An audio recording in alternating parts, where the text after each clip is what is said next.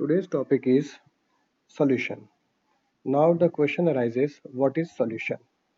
Here it is mentioned what is a solution. Solution is a homogeneous mixture. We understood the meaning of homogeneous mixture. Homogeneous mixture means uniform distribution, uniform distribution of particles. That is called the homogeneous mixture. वापस समझते हैं एक बार कि homogeneous का मतलब क्या होगा. हमने एक टम्बलर लिया, it is filled with water. Now we add a pinch of salt. Now this salt will get equally distributed throughout the solution. And after mixing the salt, if I take a teaspoon of solution from this part and taste it, it will give a salty taste. Again I am taking another sample from another side, again it will give the same taste. It clearly means that salt is equally distributed throughout the whole solution. So this is called the homogeneous mixture. अब उसी को आगे बढ़ रहे हैं. The solution is a homogeneous mixture of two or more substances. Here mentioned two or more. Two भी हो सकते हैं, उससे ज़्यादा भी हो सकते हैं. Now this is important thing that solution is having the solvent and the solute.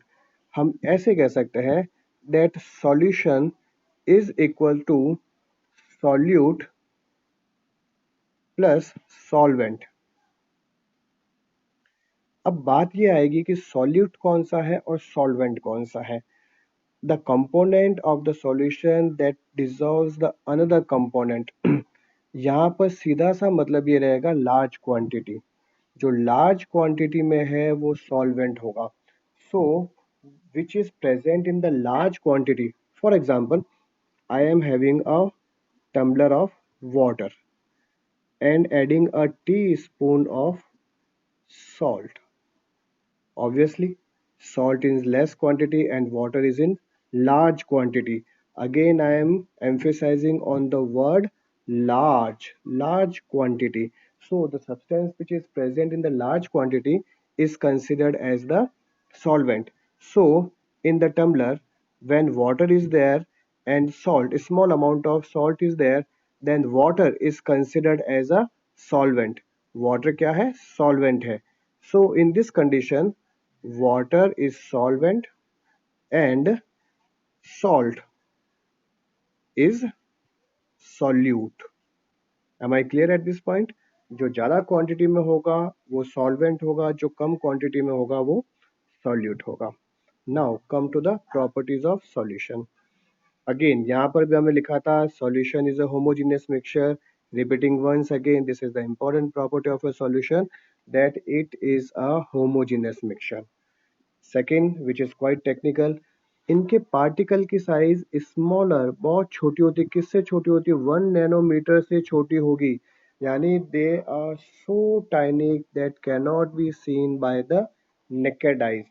Unaided eye से हम नहीं देख सकते. इनको देखने के लिए हमको हाई पावरफुल माइक्रोस्कोप रिक्वायर्ड है. सो because they are very small particles, they do not scatter a beam of light. अब एक सॉल्यूशन मैंने यहाँ पर रखा और यहाँ पर टॉर्च रखी है और टॉर्च की रोशनी इसमें से जा रही है. that light will clearly pass away without any deflection. So it is saying that light will pass without scattering. It will not scattered. Do not scatter the beam of light. And when the light get scattered, that scattering is called Tyndall effect.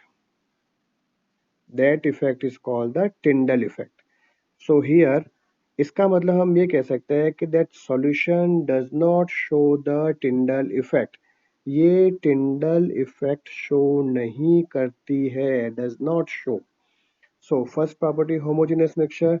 Second property particles are less than this 10 is to power 9 meter, or to be say 1 nanometer. They do not show Tyndall effect. And solute particle, again the point is also important, particle cannot be separated by the filtration process. Example ले रहे हैं, same water and salt is mixed in it. Now if we are having a sieve, chalni, and we are pouring that salt in over the sieve, what will happen? उसके अंदर से सारा का सारा पानी एंड वाटर निकल जाएगा. हम ये नहीं कह सकते हैं, it can not be observe that salt is present at the surface of the sieve. वो सारा का सारा निकल जाएगा. So particles can not be separated by the filtration. The end, यहाँ से हम एक नया पॉइंट बना सकते हैं. यहाँ तक the solute particles do not settle down नहीं होंगे. वो क्या रहेंगे? जैसे मैंने एक टम्बलर लिया again and it is filled with water, इसमें शुगर डाल दिया, इट इज शुगर. अब इसको मैं अनडिस्टर्ब रखता हूँ. It doesn't matter of for what amount of time, it doesn't matter. ये अनडिस्टर्ब रहेगा. अनडिस्टर्ब मतलब आप इसको छेड़ेंगे नहीं for 1 hour, 2 hour, 10 hours, doesn't make any difference. इसमें कभी भी salt sugar particle will not settle down. Sugar particle नीचे की तरफ सेटल डाउन नहीं होंगे. they will stay suspended throughout the solution. So these are the properties of the solution. Solution हमने समझा है, प्रॉपर्टीज ऑफ सॉल्यूशन को समझा है. अब हम नेक्स्ट समझेंगे concentration. Concentration of solution.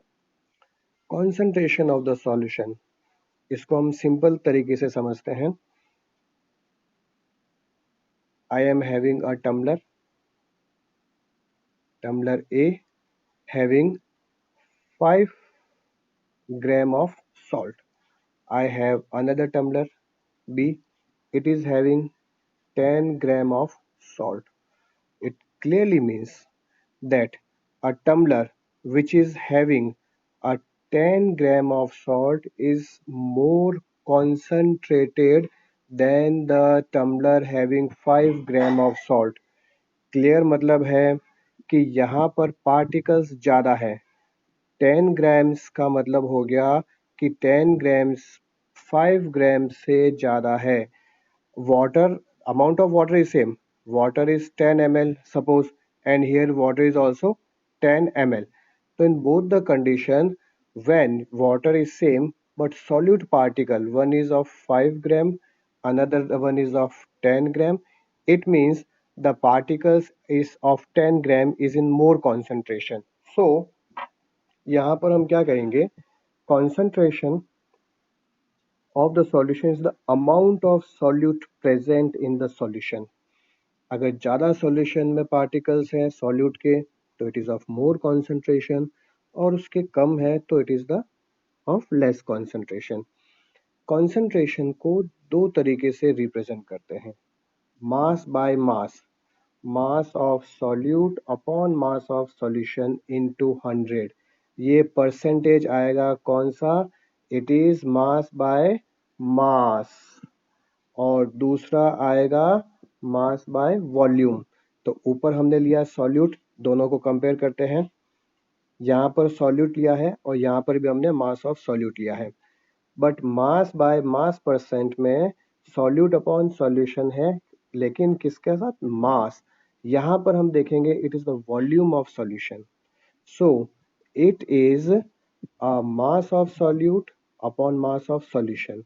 And here because हम यहाँ पर सेकेंड मास वॉल्यूम कॉन्सेंट्रेशन ले रहे हैं, mass of solution upon volume of solution. This is the method to calculate the percentage concentration of the solution. एक example देखते हैं book का ही.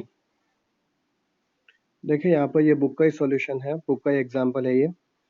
The solution contains 40 gram of common salt. That means 40 gram is what? It is the mass of the solute. Second one is saying in 320 gram of water. अब 320 gram of water है, हमको यहाँ पर लेना है मास of solution.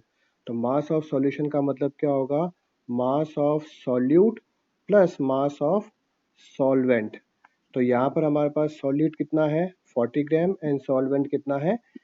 320 gram. So 40 plus 320 is equals to 360 gram. Okay, so it is 360 gram. हमको इस question में क्या पूछा गया है, calculate the concentration mass by mass percent.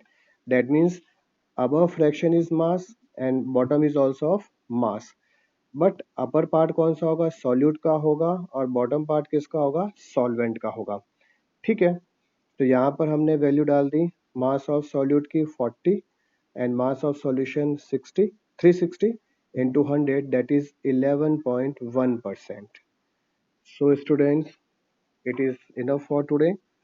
कल हम नया टॉपिक लेंगे, नया टॉपिक कंटिन्यू करेंगे इसी चैप्टर का। Till then, if you have any doubt, you can ask me. Till then, bye.